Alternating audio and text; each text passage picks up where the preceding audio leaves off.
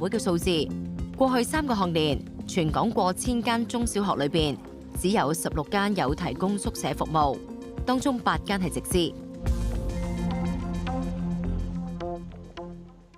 因為批個配額其實好易，啱啱？但係你要將個配套去追個配額，其實係好難嘅。應該係趁呢啲咁嘅機會，去審視翻而家坊間可以用嘅配套，就係始終學生嘅利益、學生嘅福祉都係要為依歸嘅。我哋不能即係太過將教育產業化，將學生嘅安全或者當中嘅隱憂太過輕視、太過低估咯。佢認為校內宿舍配套短期之內未必追得上需求，現階段仍然要靠私營宿舍。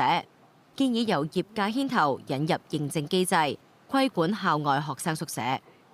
其實教育局冇可能每一個宿舍 OK 都會去睇㗎嘛，同埋亦都有啲尷尬咧，因為有一啲係一個私人嘅營辦商。但係如果你話先由業界嘅監管 OK 去推薦一個嘅標準出嚟，然後再去亦都靠業界自律。咁當然咧，教育局亦都會坐喺個 board 裏面去了解當中嘅情況嘅話咧，我覺得暫時用呢個機制去處理個情況咧，就比較健康啲。